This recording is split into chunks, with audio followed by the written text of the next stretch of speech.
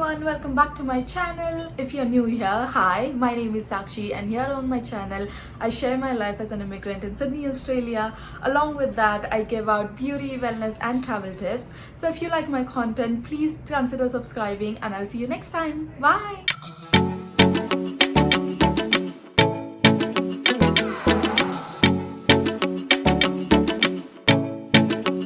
By the title of this video, today I'm going to tell you 5 things that you should know before making your big move to Australia. Unfortunately, I had no idea about these things before I moved to Australia, and therefore I wanted to make this video to help you guys if you're thinking about Australia. Number 1. Australian accent and their slangs. Now, I'm gonna be honest with you guys. I've grown up watching American and English TV dramas and movies all my life. So before moving to Australia, I wasn't very sure about the Australian accent or the slangs that they use. In fact, I had no idea that Australians have such specific slangs. And therefore, it was actually difficult for me in the beginning to understand what they were saying and to get a grasp of their slangs. Let me give you my own example. My very first day in Sydney, I was super excited and I went outside to have my lunch. I could not even understand what the waiter was saying. I thought I knew English at this point. And this may happen to you as well. And that's completely okay. Because we are not so well versed with Australian slangs and the accent, we actually find it a little difficult to understand them at first. It took me a couple of days to understand their accent, and finally I was able to understand and reciprocate eventually. Now, along with the accent, they also have a very specific vocabulary. For example, they call afternoon arvo. They call flip-flops thongs. Now, this might seem strange at first, believe me, it did to me, but you'll get a hang of it once you start using them in your daily conversation. And trust me, Australians do love their slangs and they do make use of these slangs in their daily conversation. And therefore, my recommendation would be, if you have got a bit of a time in your hand, to watching 1 or 2 videos about Australian slangs before actually coming here, so it will be easier for you to make that transition.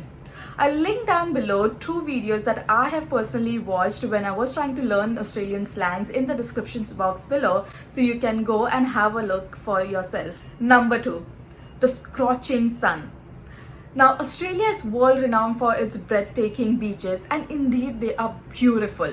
But along with this beautiful beachy weather comes the scorching sun. The UV rays of the sun are said to be so harmful that they can potentially cause skin cancer. No, I'm not trying to scare you, but I'm just trying to emphasize that putting on sunscreen, especially during summers, is so important here in Australia. Therefore, my advice here would be, please make sure you use sunscreen whenever you step outside the house, especially if you have sensitive skin, because it's always better to be safe than sorry. Number 3. Eating healthy is actually very easy in Australia. Now, this has to be one of my favorite things about Australia. Eating healthy here is actually very easy as compared to most of the other countries. Now, because Australians love their beaches and summer, people are very motivated to maintain their body and to be physically active. Now, personally, I love this about Australia. Number 4. The drinking culture.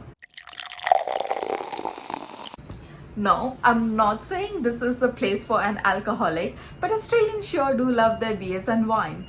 Drinking is a big part of Australian cultures. Aussies sure do love their beers and meeting up for drinks or having a drink with their colleagues after work. If you love occasional drinking, this is going to be a great bonding experience for you guys. And lastly, I want to wrap up this video by telling you guys about the skyrocketed rents here in Australia, especially Sydney and Melbourne. The rent in Sydney and Melbourne are outrageous, and therefore you should be ready to spend a chunk of your salaries or savings on your rent. Now, I would highly advise going on Facebook Marketplace, Flatmates or Gumtree. I totally forgot realestate.com, so do check that out as well. These are the 3 sites where you can find accommodation even before moving here, to see where you want to live when you're here, depending on your work area or your university, and finding the rent that fits your budget. You can either live in a suburb where the rents are usually less, or you can live in the city like myself.